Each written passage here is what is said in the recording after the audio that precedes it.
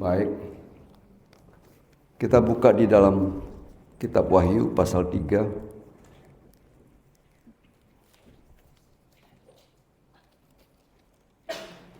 Ayat yang ke-18.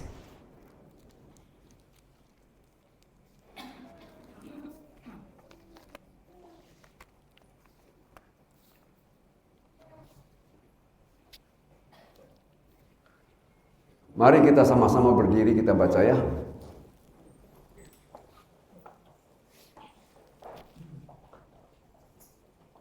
Satu, dua, tiga.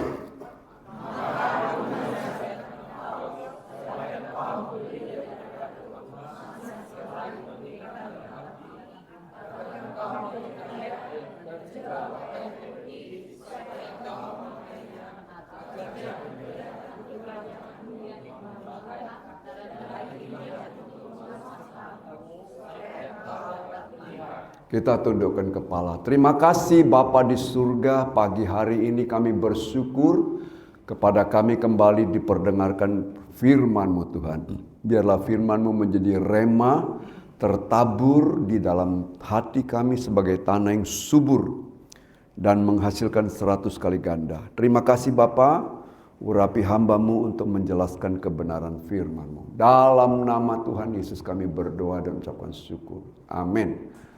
Puji Tuhan, silakan duduk. Ayat yang sama telah kita sampaikan pada waktu yang lalu, tetapi waktu yang lalu kita membahas dari 3 anjuran firman Tuhan kepada jemaat di Laodikia untuk membeli daripada Tuhan. 1, emas yang telah dimurnikan dalam api, itu sudah kita bahas. 2, membeli pakaian putih supaya engkau memakainya agar jangan kelihatan ketelanjanganmu, itu yang kita bahas pada pagi hari ini. Dan yang ketiga, di kesempatan lain. Makanya pagi hari ini saya ingin menyampaikan tema dari ayat firman Tuhan yang kita baca ini. Temanya adalah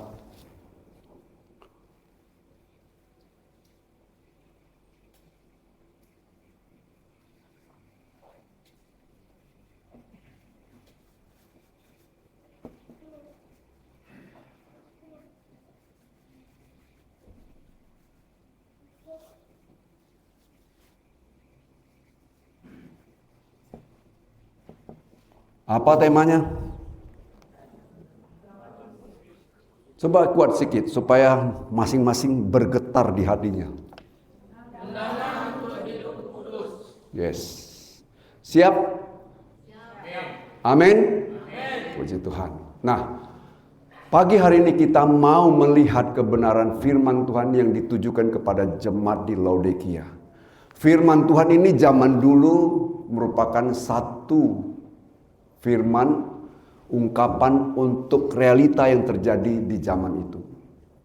Sekarang kondisi zaman itu sudah menjadi catatan sejarah, dan dari 7 sidang jemaat tidak ada satupun yang kelihatan sekarang, karena itu semua terletak di wilayah Turki, ya kan? Tetapi firman Tuhan ini juga mempunyai satu nubuat sampai kepada akhir zaman. Kalau kita melihat gunung, saya kasih gambaran. Kalau kita melihat gunung, dari jauh kita melihat gunung itu tinggi, satu. Tapi begitu kita semakin dekat, ternyata gunung itu, di balik gunung ada tinggi, di balik gunung juga ada gunung lagi. Yes, itu yang dinamakan pegunungan Bukit Barisan. Jadi kalau kita melihat ini juga relevan untuk kita. Pewahyuan itu relevan untuk kita, jemaat di akhir zaman. Sekarang kita sendiri akan melihat, setelah kita mendengar firman Tuhan, kita ada di posisi mana. Sekilas kita sudah belajar kebenaran firman Tuhan, bahwa ketika Rasul Paulus menulis surat kepada jemaat di Kolose, yaitu di Kolose 4 ayat 15, surat yang sama dibacakan juga kepada jemaat di Laodikia. Surat kepada Laodikia juga surat yang sama dibacakan di jemaat Kolose. Coba kita baca Kolose pasal 4:15. Sampaikan salam kami kepada saudara-saudara di Laodikia juga kepada Nimfa dan jemaat yang ada di rumahnya. Jadi surat yang ditulis kepada jemaat di Kolose juga dibacakan di jemaat Laodikia. Kenapa? Satu, karena dari segi jarak tidak jauh. Mungkin kalau dikatakan ya antara jemaat di sini dengan jemaat di Kandis, kira-kira begitulah. Yang kedua, jemaat di Laodikia atau jemaat di Kolose memiliki DNA atau chemistry yang sama dengan jemaat di Laodikia. Bagaimana chemistry daripada jemaat di Kolose? Dalam Kolose pasal pertama ayat 3 sampai 7 di sana dikatakan jemaat ini adalah jemaat yang dibangun di atas dasar iman dan kasih yang begitu luar biasa. Paulus memuji, nanti baca di dalam Kolose pasal 1 ayat 3 sampai 7. Kemudian dalam Kolose pasal 2 6 sampai 7 di sana dikatakan semakin diperteguh iman daripada jemaat di Kolose. Sehingga dengan identik seperti ini, dengan DNA seperti ini, surat yang sama ditujukan juga dan dibaca di Kolose maupun di Laodikia. Berarti pada awal pembentukan jemaat ini bertumbuh dalam iman, kasih, dan semakin teguh di dalam pertumbuhan iman mereka. Tetapi dengan berjalannya waktu 30 tahun kemudian, maka jemaat yang di Laodikia datang teguran Tuhan. Berkata, engkau berkata aku kaya, aku tidak kekurangan apapun. Padahal engkau melarat, engkau miskin, engkau buta, dan engkau telanjang. Dan engkau suam-suam kuku. Ya. Ini yang disampaikan kepada jemaat di Laodikia. Oleh sebab itu Tuhan selain dia menegur, dia juga menganjurkan supaya kepada jemaat di Laodikia ini membeli dari Tuhan pakaian putih supaya tidak kelihatan ketelanjanganmu. Ya.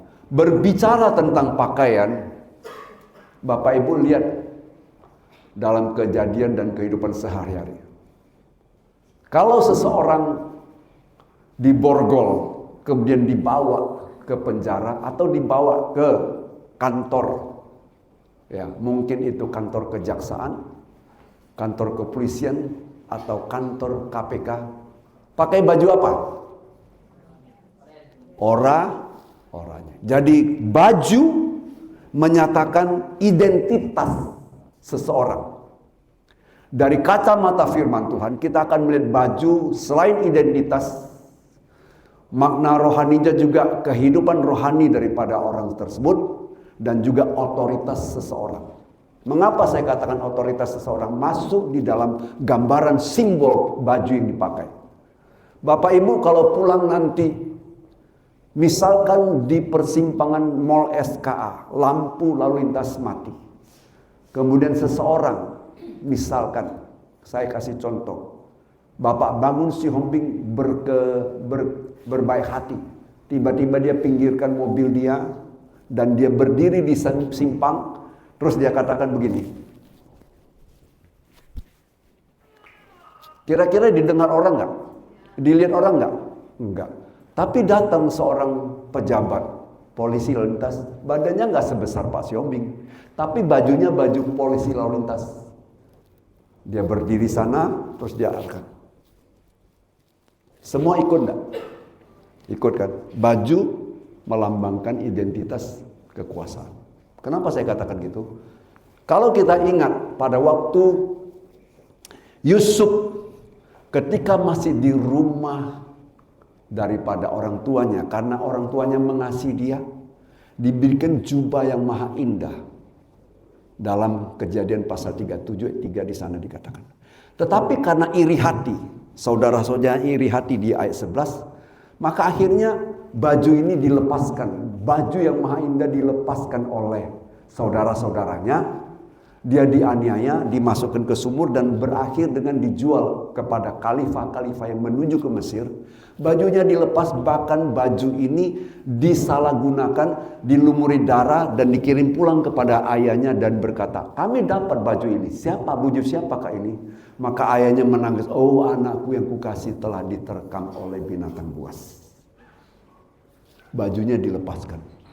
Tetapi pada waktu dia diangkat oleh Raja Firaun di dalam Kejadian pasal 41, di sana dikatakan Firaun memberikan dia baju lenan yang halus, kemudian menaikkan dia di kereta daripada Firaun dan diarak keliling kota dengan berkata hormat, hormat. Itu melambangkan apa?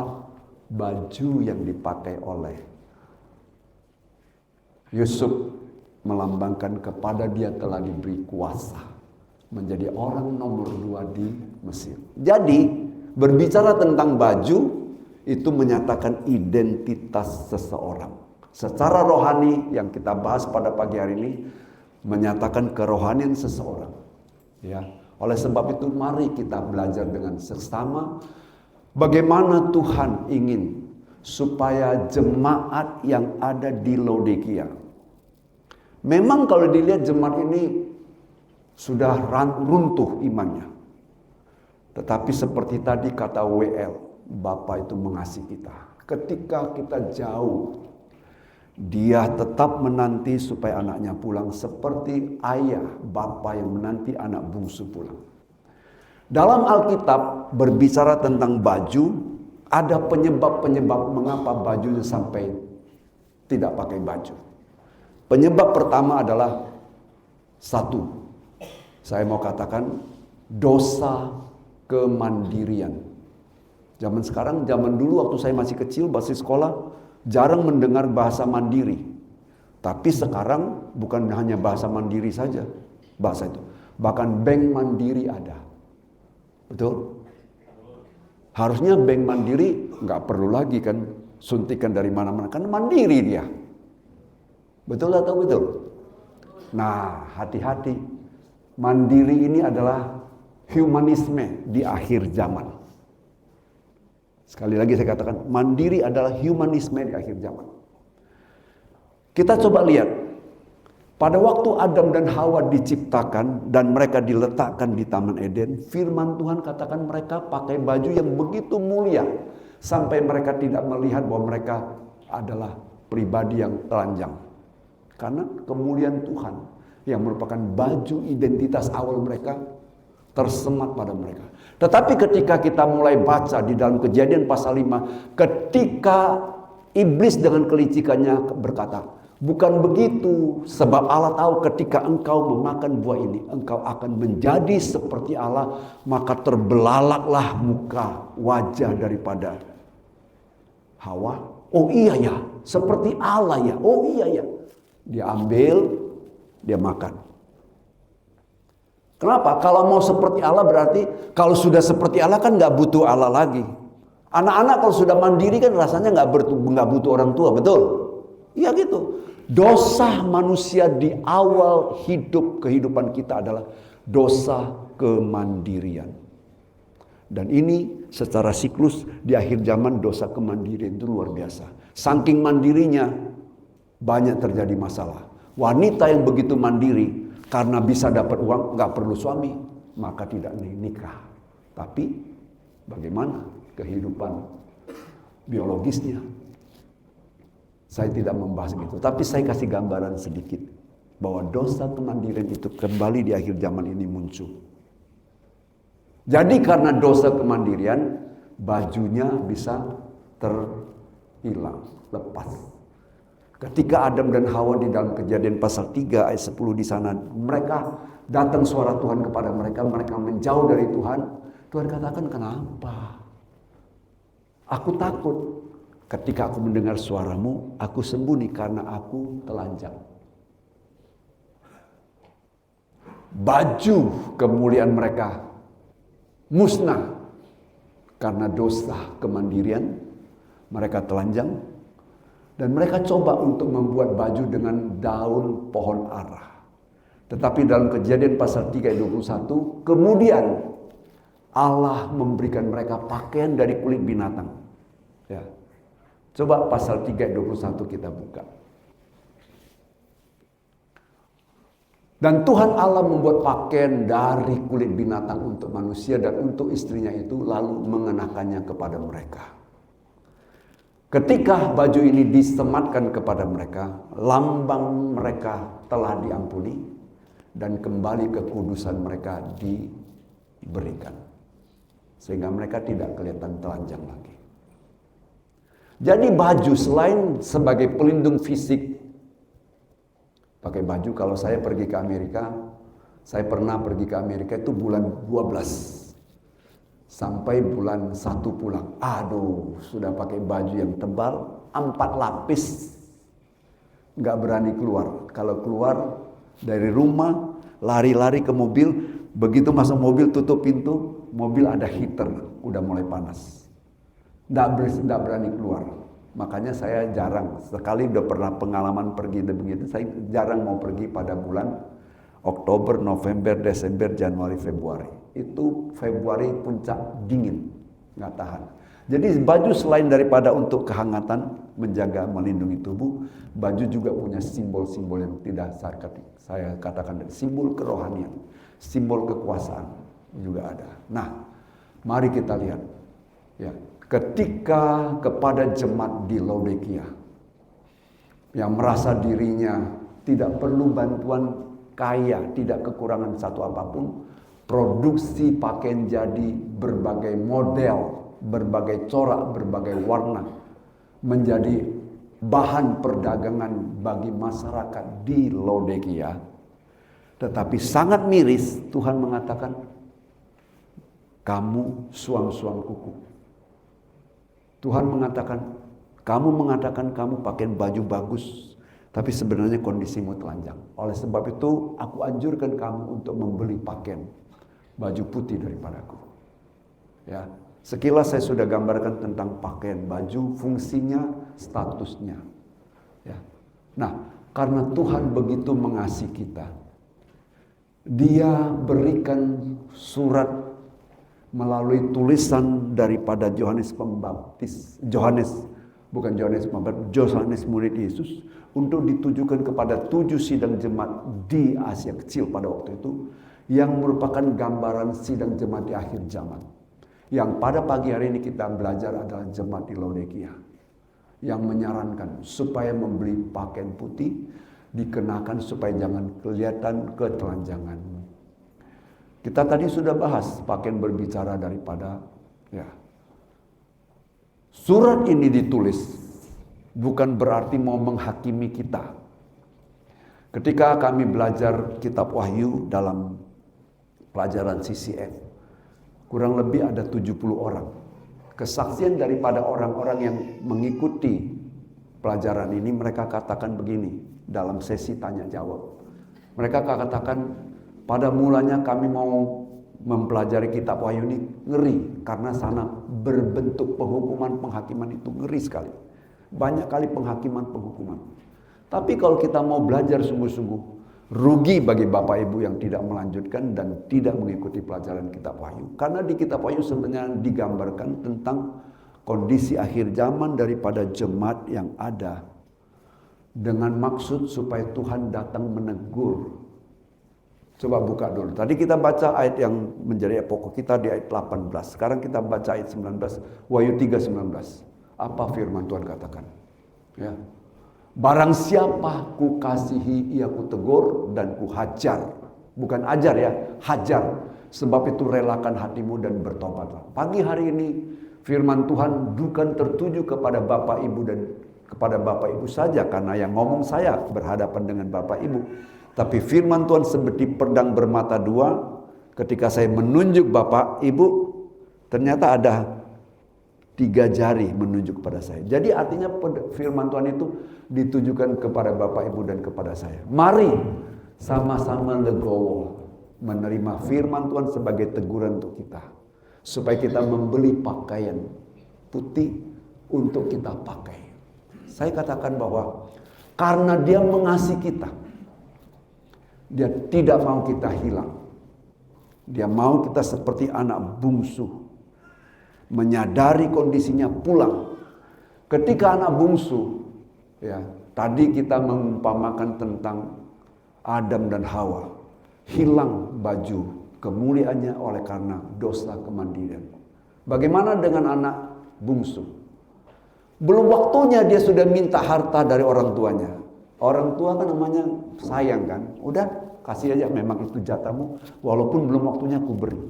Tapi ketika dia sudah mendapatkan uang itu, maka timbullah dosa kemandiriannya. Dia merasa dia sendiri mampu, bisa, udah ada uang, semua serba ada. Pokoknya dengan uang ini saya sudah bisa deh. Gak perlu lagi bapak, udah aku bye-bye, aku pergi jauh, merantau jauh supaya jangan didikte oleh orang tua. Bagaimana dengan kita? Jangan-jangan kalau kita sudah diberkati, kaya, saya nggak mau didikte oleh firman Tuhan lah. Ya, nggak mau lah. Nanti datang ke gereja didikte oleh firman Tuhan. Kasih persembahan, kasih perpuluhan, kasih ini. Oh no, saya nggak mau didikte. Pergi jauh. Tapi coba lihat anak bungsu ini. Ada uang, abang sah. Nggak ada uang, abang sah. Oh melayang. Ya, gitu. Ya kan? Setelah jatuh melarat, nggak ada uang. Yang indahnya adalah di ayat 17. Lukas 15 ayat 17. Dia menyadari keadaannya. Dia kembali ambil langkah bertobat pulang kepada bapaknya. Di ayat 22 di sana dikatakan, bapaknya perintahkan kepada semua hamba-hamba, sekas berikan jubah yang terbaik. Makna jubah yang terbaik di dalam ayat Lukas 15 ayat 22 itu, makna yang terbaik itu adalah jubah milik bapaknya. Berikan kepada anaknya. Anaknya kembali diberikan jubah. Identitas dia sebagai anak dipulihkan.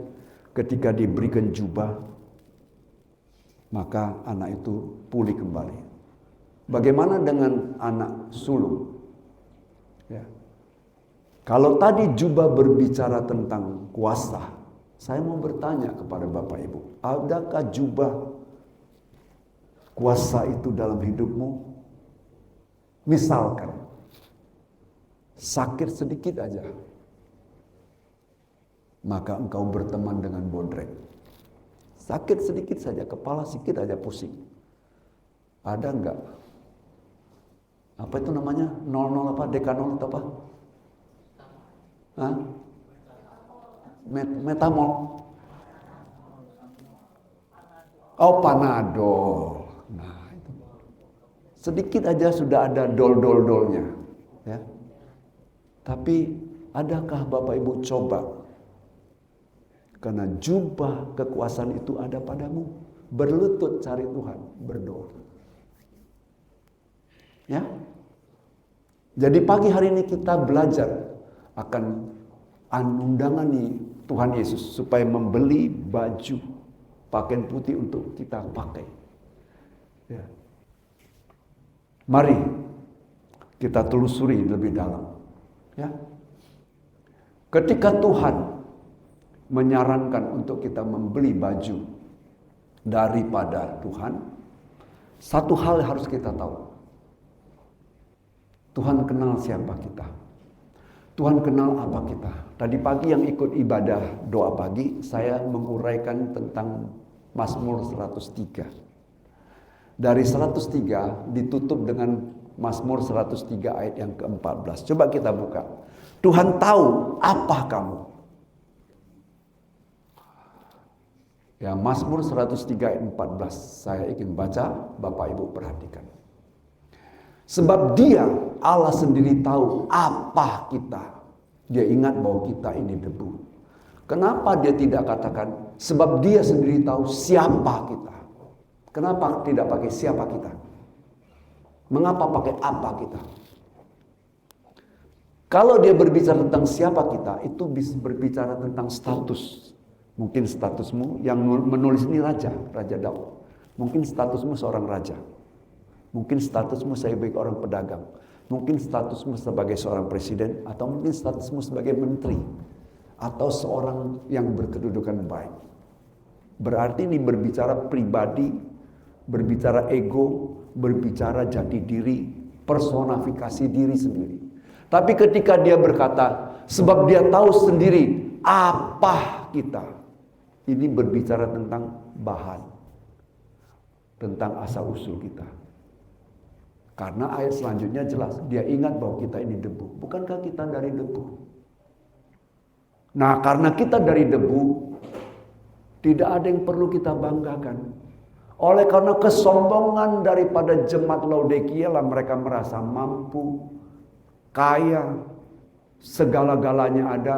Kesombongan yang membuat mereka jauh daripada Tuhan. Kesombongan yang membuat mereka jatuh. Sama seperti Adam dan Hawa. Ingin seperti Tuhan. Dosa kemandirian itu membuat mereka jatuh sehingga mereka tidak berpakai kemuliaan Tuhan. Karena dia tahu debu kita. Kita ini debu. Maka dia berbelas kasihan. Dia datang dengan seperangkat undangan. Mari kepadaku. Semua yang letih, lesu dan berbeban berat.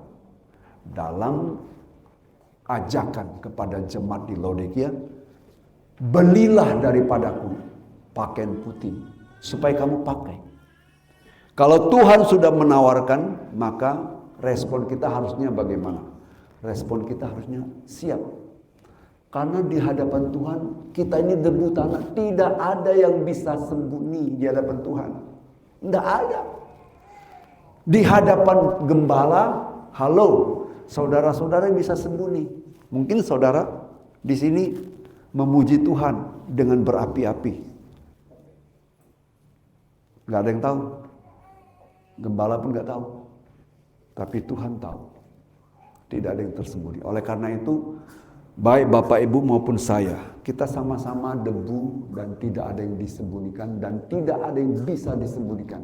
Selain kita datang kepada Dia, siap aku membeli pakaian putih supaya kepadaku disematkan kembali. Ya. Ya. Pakaian putih berbicara tentang kekudusan. Persoalannya bagaimana supaya kita bisa hidup kudus. Ada banyak orang berjuang untuk hidup kudus. Salah satu perjuangan orang untuk hidup kudus satu. Aku pokoknya sudah bertekad tidak mau bohong. Dalam sebulan kita bikin satu data. Pokoknya sebulan ini aku tidak mau berbohong deh. Ada yang lolos enggak? Coba tunjuk tangan. Enggak loh. Enggak bisa. Enggak. Atau kita bertekad, pokoknya asal bangun pagi jam 5 aku mau datang ikut doa pelayan deh. Mau ikut doa deh. Sebulan. Penuh. Jam 5 nongol. Nah, kita kalau dalam doa pagi itu sebelum jam 5 ada seorang ibu yang sudah nongol duluan. Namanya di sini orangnya jauh.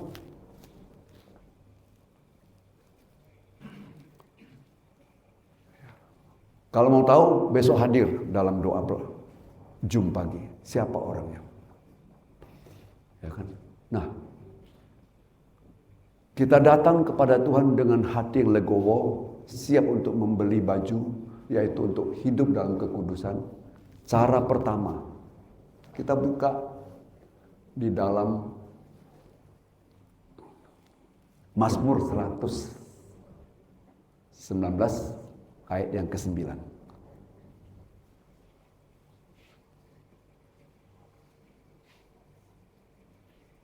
Coba baca April.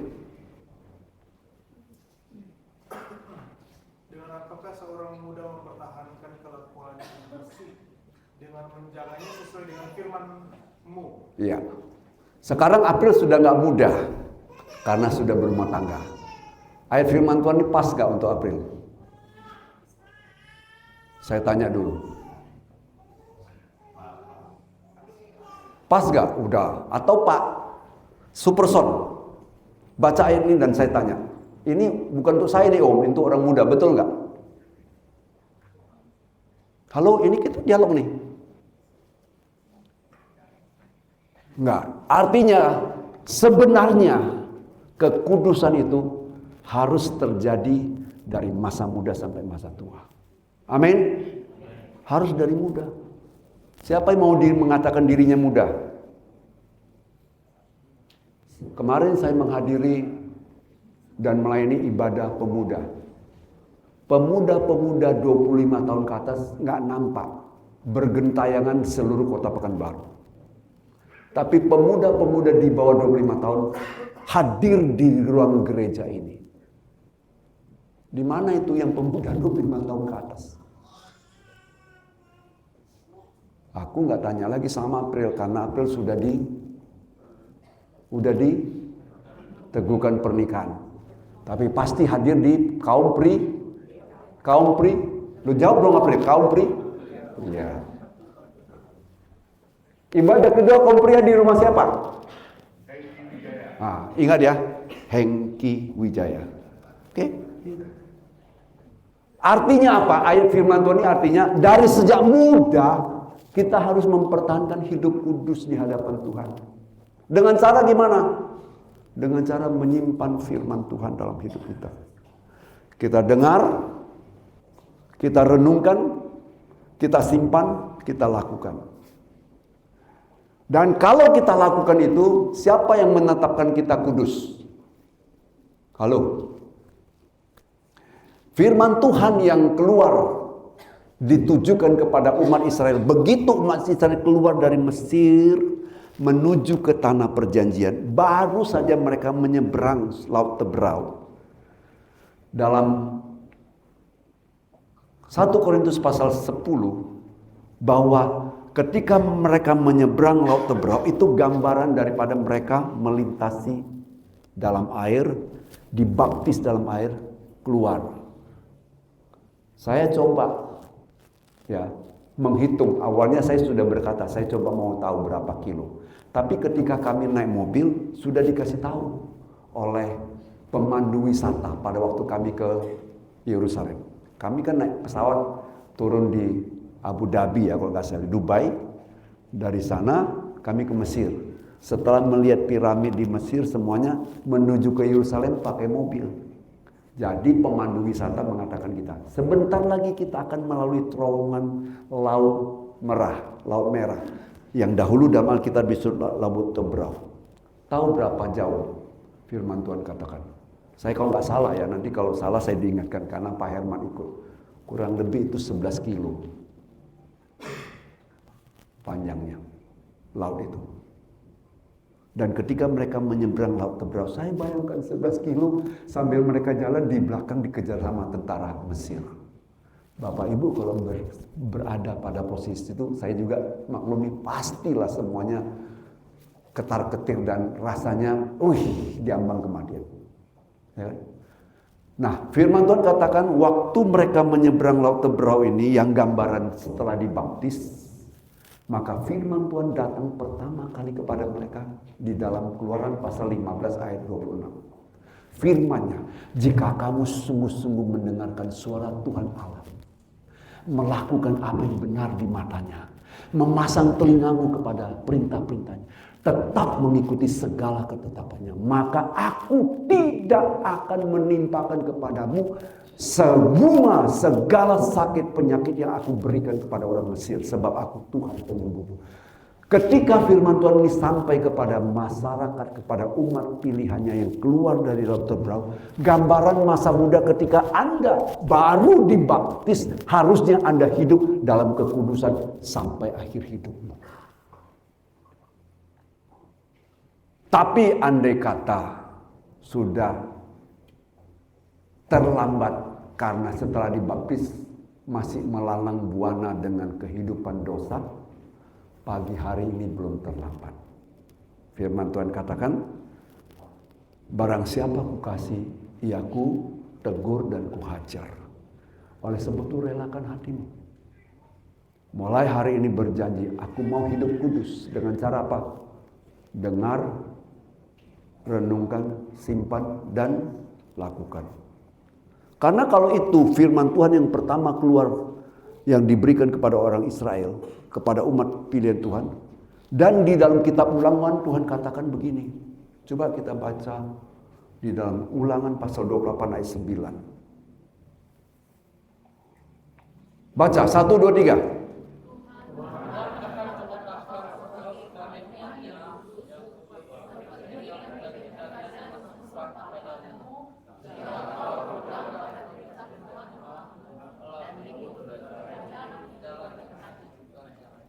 Saya baca, Tuhan akan menetapkan engkau sebagai umatnya yang kudus, seperti yang dijanjikan dengan sumpah kepadamu. Jika engkau berpegang pada perintahnya, perintah Tuhan Allahmu, dan hidup menuruti jalan yang ditunjukkannya. Jadi untuk kita menjadi kudus, tidak bisa kita usaha sendiri. Hanya satu saja cara, yaitu buka hatimu berkenan untuk firman Tuhan tersimpan, tertanam, dan termeterai di dalam hidup kita. Itu sebabnya ayat selanjutnya di dalam dalam Wahyu pasal 3 itu. Setelah dia katakan barang siapa aku kasih ku tegur dan ku hajar, ayat 20 kata, lihat aku berdiri depan pintu mengetuk supaya barang siapa mendengar suaraku. Oleh sebab itu perlu. Saya kemarin saya cari-cari, lupa saya simpan. Lupa saya simpan begini. Ada video klip yang saya terima. Kalau Bapak Ibu ada terima gini. Firman Tuhan, video klip itu gini. Dikasih kalau mau sehat seluruh tubuh kita, maka setiap hari kita harus senam telinga. Senam telinga gini.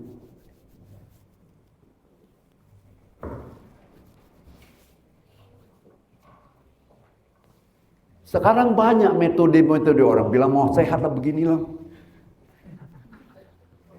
Nanti sebenarnya ginilah. Akhirnya kita sibuk dengan video klip. Kita mau sehat. Sekarang baru dapat. Tapi saya gambarkan kepada firman Tuhan. Firman Tuhan katakan, coba baca. Amsal pasal 4 ayat 20 sampai 22. Itu cocok nggak dengan? Coba kita baca. Amsal pasal 4 ayat 20. Baca, 1, 2, 3.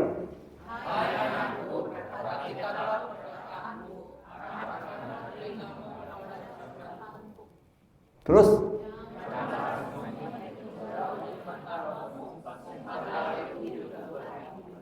Lanjut.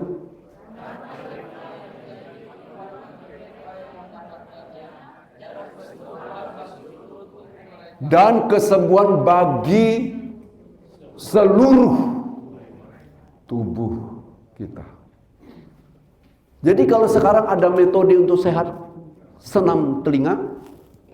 Dari dulu Tuhan sudah katakan, mau sehat, telingamu pakai. Dengar firman Tuhan. Jangan biarkan Tuhan berdiri di depan pintu ketuk. Gak pernah kau buka-buka. Pasang telingamu, dengar firman Tuhan. Simpan itu di lubuk hatimu. Lakukan sesuai dengan firman Tuhan.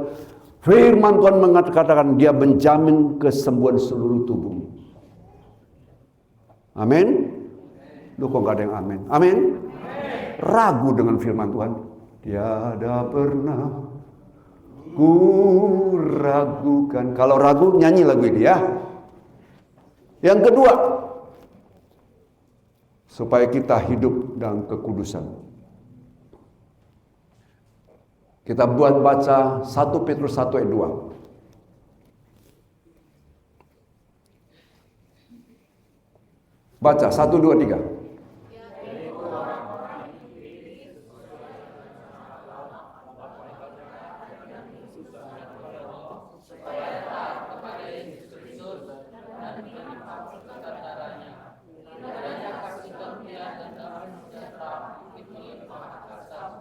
Anda dan saya mau hidup kudus.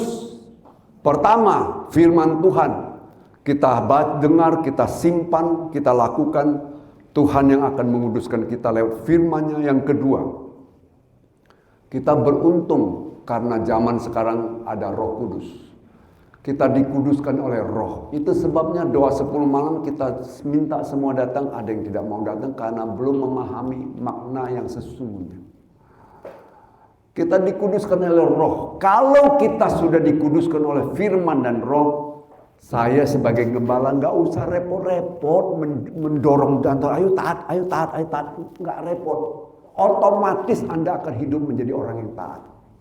Tapi kalau dua hal ini tidak pernah Anda lakukan dan tidak punya satu keinginan untuk hal seperti itu, mungkin sampai habis air liur saya, maaf, sulit untuk Anda bisa hidup dalam ketaatan. Percayalah. Nah, kenapa ini dianjurkan? Kalau kita baca di ayat Wahyu pasal 19 ayat 7 dan 8. Ayo kita baca. Wahyu 19 ayat 7 dan 8. Baca sama-sama. 1, 2, 3.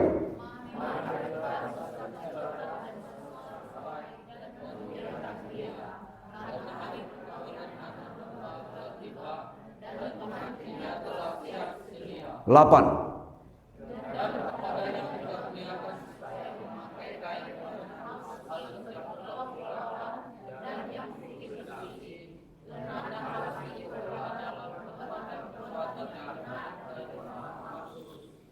Tuhan mau supaya kita hidup kudus.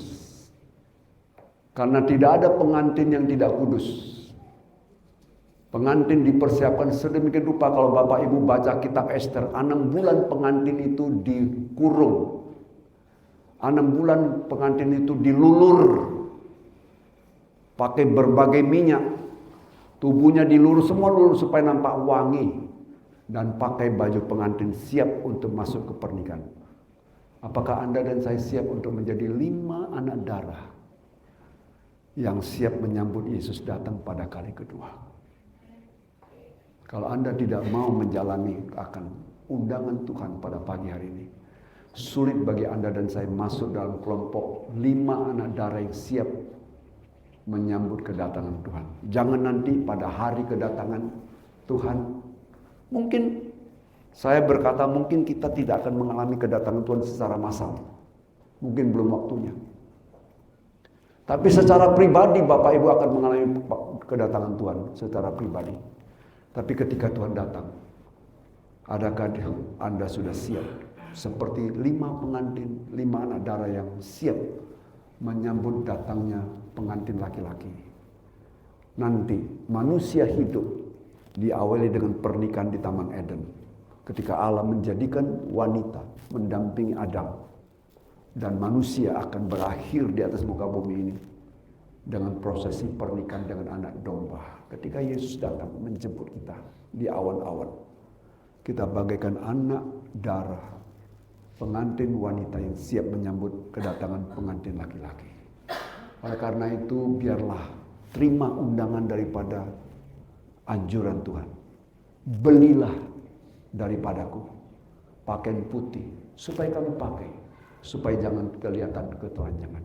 Kalau kita mau sungguh-sungguh dengar firman Tuhan, simpan, lakukan, dan izinkan Roh Kudus memimpin kita dan menguruskan kita, kita akan menjadi pengantin yang siap menyambut kedatangan anak Allah sebagai pengantin laki-laki pada waktu kedatangannya, baik secara massal maupun secara pribadi. Sebab itu persiapkan diri kita untuk sungguh-sungguh hidup dalam kekudusan yang Tuhan inginkan, pribadi lepas pribadi. Roh firman menjadi bagian hidup kita. Tuhan memberkati.